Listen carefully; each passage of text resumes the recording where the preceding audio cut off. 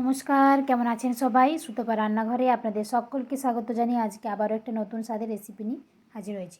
ফুচকা কম বেশি আমরা সকলেই খেতে পছন্দ করি। তো আজকে বানাবো ফুচকা। সেই জন্য 1 কাপ আটা, হাফ কাপ ভেজানো সুজি, হাফ কাপ ময়দা আর নিয়েছি অল্প একটু খাবার সোডা। তো এগুলো দিয়ে আজকে আমি ফুচকা বানাবো। পুরো ভিডিওটা দেখার জন্য অনুরোধ রইল। আর আমার ভিডিওটি যদি আপনাদের ভালো লাগে তো অবশ্যই একটু লাইক, কমেন্ট, শেয়ার করবেন। সাবস্ক্রাইব করতে কিন্তু ভুলবেন না। তো দেখুন এখানে আমি 1 কাপ আটা দিয়েছি, আটাটাকে ঢেলে নিলাম। এরপর দিয়ে দিলাম হাফ কাপ ময়দা। ভিজিয়ে রেখেছিলাম সুজিটা, তো ভেজানো সুজিটার মধ্যে দিয়ে দিলাম 1 চিমটের মতো খাবার সোডা। এটা দেওয়ার পর এগুলো ভালোভাবে মেখে নেব ময়দা আটাটাকে। তারপর ভেজানো যে সুজিটা রেখেছি সেটা এর মধ্যে দিয়ে আবারও ভালোভাবে মেখে নিতে হবে। তো বাড়িতে যদি ফুচকা বানাতে পারছেন না অবশ্যই এই ভিডিওটা দেখে চটপট ফুচকা বানিয়ে নিন। তো এই দেখুন ভিজিয়ে রাখা সুজিটা এর মধ্যে দিয়ে দিলাম। এরপর সমস্ত উপকরণগুলো দিয়ে অল্প একটু জল দিয়ে ভালোভাবে এটাকে মেখে নেব। তো আমার রেসিপিটা কেমন লাগলো অবশ্যই একটা কমেন্টে জানাবেন। আর যদি ভালো লাগে তো চ্যানেলটিকে সাবস্ক্রাইব করে পাশে থাকবেন। তো এই দেখুন ভেজানো সুজিটা এর মধ্যে দিয়ে দিয়েছি। এরপর অল্প জল দিয়ে ভালোভাবে এটাকে মেখে নেব।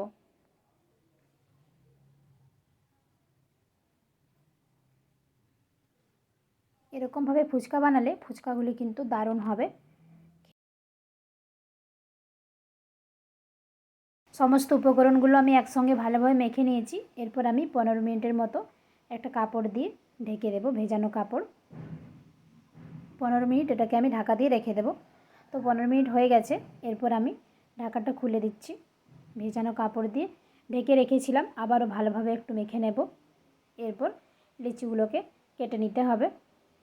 তো এই দেখুন আমি ছুরি দিয়ে কেটে নিয়েছি। এরপর লিচিগুলো বানিয়ে নেব। লিচিগুলো বানানো হয়ে গেছে। এরপর আমি একটা একটা করে সমস্ত লিচিগুলোকে বেলে নিতে হবে।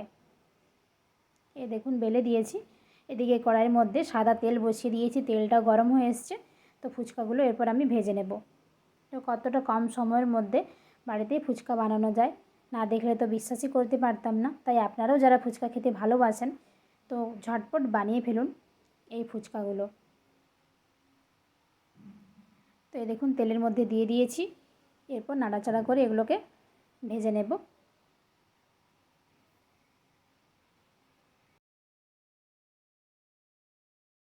পাল্টে এপাশ ওপাশ করে ভালোভাবে এগুলোকে ভেজে নিচ্ছি।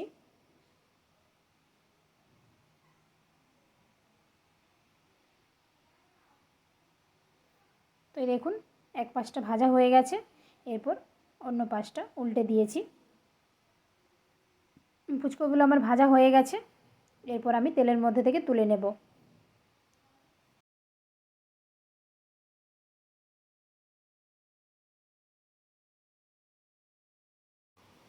সমস্ত ফুচকাগুলো আমি এরকমভাবেই ভেজে নিয়েছি। আপনারা অবশ্যই এবার বাড়িতে চেষ্টা করবেন, খুবই সুন্দর হবে। দেখুন কতটা সুন্দর হয়েছে ফুচকাগুলো।